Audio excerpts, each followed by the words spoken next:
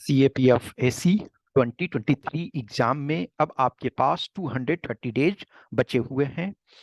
हमेशा अपना टारगेट जो लक्ष्य है, जो आपका डी डे है, उसको ध्यान में रखो। आप जान रहे हो 6 अगस्त को एग्जाम होना है। ये एग्जाम आपका होगा।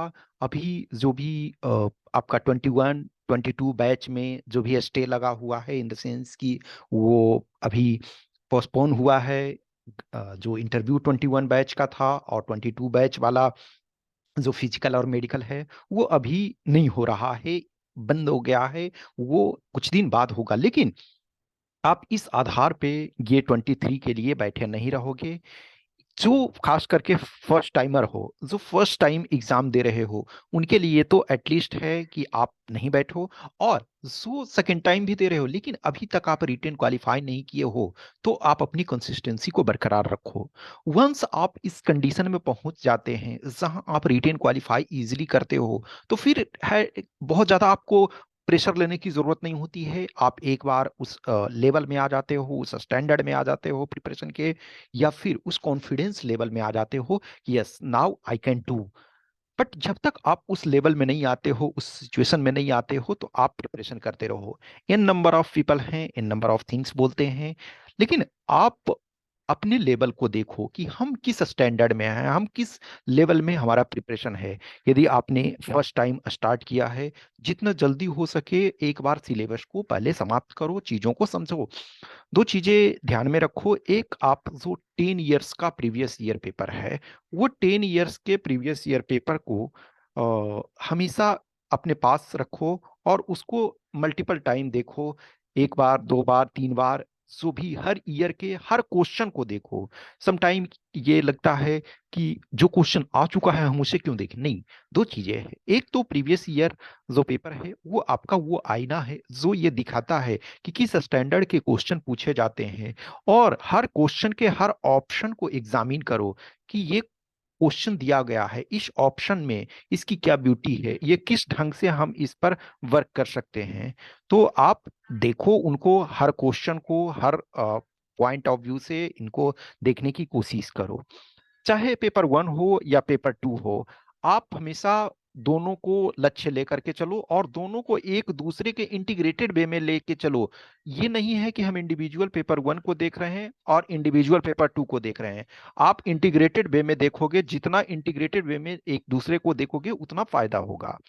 अब आप यदि पेपर टू देखते हो, पेपर टू में नो डाउट कुछ जो कंपोनेंट है वो सिर्फ और सिर्फ इंग्लिश का गेम है। इन द सेंस, जैसे ग्रामर वाला पार्ट 25 मार्क्स जो ग्रामर वाला, उसमें आपका पेपर वन से कोई मतलब नहीं रखता है।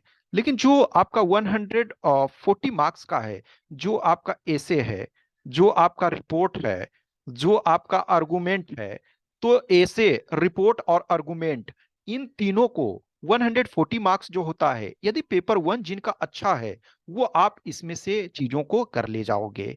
कर ले जाओगे इन द सेंस है कि आप यदि रेगुलर रूप से न्यूज़पेपर पढ़ रहे हो, रेगुलर रूप से एडिटोरियल पढ़ रहे हो, तो न्यूज़पेपर, एडिटोरियल और जो मैगजीन वगैरह पढ़ रहे हो, तो आप उससे कर सकते हो इनको। ये जो आप देखोगे हेडिंग्स में हमने दिया है कि consistency is more important than perfection. कुछ ऐसे कैंडिडेट होते हैं जो जिनका बहुत अच्छा होता है, एक तरह से उनकी अंडरस्टैंडिंग जो है, उनका समझ जो है वो बहुत अच्छा है। लेकिन अब आप सोचोगे कि हम 1 महीने और 2 महीने में हम कर लेंगे, तो देयर आर फ्यू एक्सेप्शन। जो नॉर्मल स्टूडेंट होते हैं, जो जनरल में स्टूडेंट होते हैं, जो एक तरह से मासेस हैं, तो उसमें क्या है, आप हर कोई इतने परफेक्ट नहीं होते हो कि आप एक बार चीजों को देखो कर ले जाओगे। आपको बार बार चीजों को देखना होता है। आपको 2 बार, 4 बार, 5 बार, 10 बार देखते हो। अभी आपके पास टाइम जब होता है, तो आप एक बार उसको रीड करो, फिर उसको रिवाइज करो, रिवाइज करो। मल्टीपल टाइम जब रिवीजन करोगे, तब आपका वो क्लियर होगा। हमेशा ध्यान रखो, जो एनसीईआरटी है, एनसीईआरटी आपका जो है पिलर है, वो आपका बेस है। उसमें बहुत सारी चीजें जो एक तरह से सोचो, आप एक ग्रेजुएट हो, आप मान के चलो 10th का पढ़ रहे हो, 11th का पढ़ रहे हो या 12th का पढ़ रहे हो, तो आप क्या है अपने टाइम से 3 years, 4 years, 5 years, 6 years, 7 years back जा रहे हो। इसका मतलब है कि आप जिन कक्षाओं से पहले ही जिन कक्षा को पार कर चुके हो, जिन क्लासेस को पहले ही कंप्लीट कर चुके हो, फिर से उसका पढ़ने के लिए आपसे बोला जाता है। यदि आप आज एक ग्रेजुएट हो, किसी भी सब्जेक्ट में हो, उससे मतलब नहीं रहता, लेकिन यदि आपने ईमानदारी से उस ग्रेजुएशन के लेवल के चीजों को पढ़ा है, तो मैं समझता हूं ये जो 10th 11th और 12th की बुक्स हैं, जो इसके कंटेंट हैं, उसको पढ़ने में आपको कोई दिक्कत नहीं होगी, कोई समस्या नहीं होगी। तो अभी आपके पास 7+ मंथ्स हैं, 7.5+ मंथ्स हैं। तो अभी आप चीजों को करो, बेस से एनसीईआरटी को उठाओ और उसको पढ़ो, और साथ में आप प्रीवियस ईयर पेपर को लो। अब प्रीवियस ईयर पेपर देखो दो टाइप के होते हैं। एक जो होता है ईयर वाइज आप रखे हुए रहते हो कि 22 है उसके 1 ईयर के पूरे एक साथ पेपर हैं, 21 है उसके पूरे 1 ईयर के एक साथ हैं, 2020 है उसके पूरे ईयर के एक साथ पेपर हैं। या फिर जो है आप सब्जेक्ट वाइज रखते हो। अब मान के चलो कि सब्जेक्ट वाइज है तो बेटर है। अब सपोज किसी ईयर का आप उठा करके देखते हो, आपने हिस्ट्री पढ़ ली है एनसीईआरटी को पूरा, या एक और एनसीईआरटी प्लस एक बेसिक बुक पढ़ ली, उसके बाद आप हिस्ट्री के क्वेश्चन को सोल्व करने लगो। यदि आपसे 60+ के आसपास क्वेश्चन सोल्व हो रहा है, आपने प्रीवियस ईयर पेपर को जब देखा, सोल्व करने लगे, और अच्छे से आपने एनसीईआरटी और वन बेसिक बुक पढ़ लिया, और यदि 60% सोल्व कर रहे हो, दैट्स मीन आपका जो प्रिपरेशन है वो राइट ट्रैक पे चल रहा है। इसी ढंग से सारे सब्जेक्ट्स को करो। अब मान के चलो वन टाइम पढ़ा आपने, सपोज 40% क्वेश्चन ही सही हो रहे हैं, 30% ही क्वेश्चन सही हो रहे हैं, आप अगेन उसको रीड करो। फिर उसके बाद दूसरे ईयर का लो, आपके पास 10 ईयर्स का है, तो आप बीच बीच में ये देखो, अच्छा इस ईयर का हमने देखा, या फिर है कि आप दूसरे सब्जेक्ट को फिर पढ़े, दूसरे किसी ईयर के उठा करके देखो, उनको करो। अब कंबाइंड भी है, मान के चलो 2020 है, 21 है, 22 है, इनके सारे पेपर एक साथ मान लिया है, पेपर 22 का एक साथ, पेपर 21 का एक साथ। फिर भी आप उसमें से सेलेक्ट करके कि हाँ ये क्वेश्चन हिस्ट्री के हैं, ये पॉलिटी के क्वेश्चन हैं, ये ज्योग्राफी के क्वेश्चन हैं, इनको ये देखो, और उसके बाद आपको करना है। अभी आपके पास प्रेशर नहीं है, बहुत अधिक प्रेशर नहीं है। जब एग्जाम में जैसे ही 3 मंथ्स होते हैं, तो आपके पास प्रेशर्स बहुत अधिक होते हैं। हमेशा ध्यान रखो कि ये एग्जाम जो है, इसमें आप ऑल इंडिया लेवल पे फाइट कर रहे हो।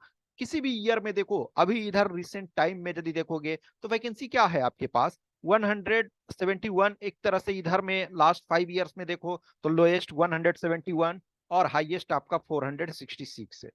466 आपका 2018 में आया था। तो नॉर्मली वैकेंसी क्या है, 200 से 300 के आसपास रहना है।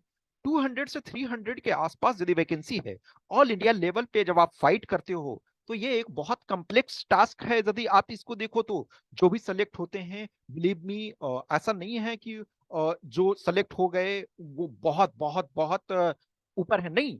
लेकिन हाँ ये मानो, बिलीव मी, कि 200 300 जब सीट्स होते हैं, और वो भी डायरेक्टली अपॉइंटेड गैजेटेड ऑफिसर के, यूपीएससी जैसी संस्था जब आपका उस एग्जाम को कंडक्ट कराती है, तो ये एक मानो कि आपको बहुत अच्छा होना होता है।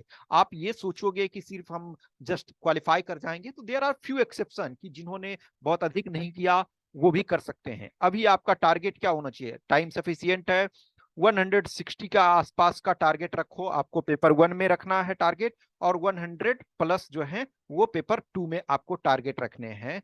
वो कैसे आएगा, बेस बेस यदि आपका क्लियर है, बेसिक्स आपको क्लियर रखना है, और प्लस जो है प्रैक्टिस करने हैं दोनों में, चाहे वो पेपर 1 हो या पेपर 2। अब पेपर 1 में ही है, आपके पास 125 क्वेश्चंस होते हैं 120 मिनट्स में। तो इसमें से सारे क्वेश्चन तो आपको करने नहीं है। मान के चलो 100 क्वेश्चन आप करते हो, 100 क्वेश्चन में भी आपके सपोज 90 को या 110 क्वेश्चन करते हो, 105 क्वेश्चन करते हो, डिपेंडिंग ऑन। और आपको एक तरह से 160 का टारगेट रखना, इसका मतलब है कि जो निगेटिव हटा करके आपको 80 क्वेश्चन का टारगेट रखना है कि वो सही होने चाहिए। तो आप 100+ आपको करने पड़ेंगे। तो लेस देन, एक तरह से मान के चलो कुछ क्वेश्चन में आपको लेस देन 1 मिनट मिलेंगे, और कुछ क्वेश्चन में मोर देन 1 मिनट हैं। अब जैसे सपोज मैथ है, तो कुछ मैथ का क्वेश्चन में हो सकता है आप 40 सेकेंड में भी कर सकते हो, कुछ है उसमें 2 मिनट्स भी लगाना पड़ सकता है। कुछ और क्वेश्चन होते हैं जिसमें मल्टीपल ऑप्शन है, उसमें शायद आपको 1.5 मिनट्स लगाने पड़ सकते हैं। लेकिन नॉर्मली देखो तो आपके 1 मिनट के आसपास मिल रहे हैं वन क्वेश्चन को सोल्व करने में। आपका पेपर 2 है, पेपर 2 में भी सिचुएशन ये है कि उसमें जितना अधिक से अधिक प्रैक्टिस करोगे, बेसिक आपके पास ग्रामर सही होना चाहिए, चाहे आप पे इंग्लिश मीडियम के हो या हिंदी मीडियम के। आपका जो ग्रामर होना चाहिए वो स्ट्रांग होना चाहिए, कि आप चीजों को समझ रहे हो। एक तो आप ग्रामर डायरेक्ट आपसे क्वेश्चन पूछा जाता है, तो डायरेक्ट भी पूछा जाता है, तो आप उसमें से चाहो तो 25 में से 20 ला सकते हो। अब कुछ ऐसे लोग होंगे कि बोलेंगे 25 में 25 लाना है। 25 में 25 बहुत मुश्किल होता है, इस वजह से मुश्किल होता है कि कुछ जो होते हैं वर्ड्स होते हैं, हो सकता है ग्रामर में आप एक्चुअल में प्योर ग्रामर जो है वो 15 मार्क्स का ही है, तो इस 15 में से 15 ले आ सकते हो। लेकिन जो 5 वर्ड्स दिए हुए हैं या फ्रेज दिए हुए हैं या इडियम दिए हुए हैं, तो इसमें कोई जरूरी नहीं आप तो 25 में 25, ये ऑब्वियसली है। कुछ लोग तो बोलेंगे कि आपको आ जाएगा, लेकिन ये आप उसको रखो कि 20 रखो, 22 रखो। आप 20 से 22 का टारगेट रखो कि इतना हमारे पास ये आ जाएगा, और अधिक से अधिक आप उसको प्रैक्टिस करो। इसमें भी पेपर 2 में भी है, आप प्रीवियस ईयर पेपर को एटलीस्ट 5 ईयर्स को लो, उस 5 ईयर्स को देखो, हर क्वेश्चन को देखो, चाहे वो ग्रामर हो, चाहे वो रीडिंग कम्प्रिहेंशन हो। अब फॉर एग्जांपल रीडिंग कम्प्रिहेंशन और प्रेसी राइटिंग जो आपके दिए हुए हैं, वो क्या है, वो एक आर्टिकल दिया हुआ है, एक टॉपिक है वो उसका दिया हुआ है, और उस पे आपको क्वेश्चन पूछा जा रहा है। तो ठीक है, वो एक तरह से जैसे ऐसे लिखते हो, तो ऐसे में आपको मान के चलो 300 वर्ड्स लिखना है। अब सपोज जो इंग्लिश मीडियम से ऐसे लिख रहे हैं, तो उनको क्या 350, 400, 450 क्या, एक आर्टिकल दिया हुआ है यूपीएससी ने जो बेल फ्रेम करके दिया हुआ है। तो प्रेसी और जो आरसी है उनके जो टॉपिक्स हैं उनको प्रॉपर तरीका से पढ़ो, तो उससे आपको पता चलेगा कि किस ढंग से हमको सेंटेंस को फ्रेम करना है। वो वेल फ्रेम्ड चीजों को देते हैं।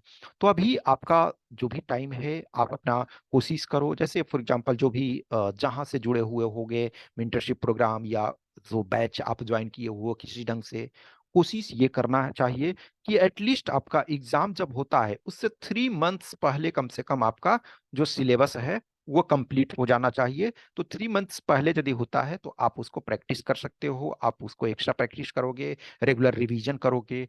अब कुछ जगह ये होता है कि आपका एग्जाम सपोज 6 अगस्त को है, तो आपका सिलेबस जो है वो 25 जुलाई को समाप्त हो रहा है। तो जब 25 जुलाई को समाप्त होगा, तो आपके पास टाइम नहीं मिलेगा ना प्रैक्टिस करने के लिए। देखो कोई भी है, टीचर है, कोई मेंटोर है, वो उनका टारगेट नहीं है क्वालिफाई करना, टारगेट क्वालिफाई करना आपका है। तो आप ये कोशिश करो कि हम जो है टाइम से पहले, जितना पहले हो सके उनको कंप्लीट करें, तो हमारे लिए ये एडवांटेज होगा, हमारे लिए ये फायदा होगा।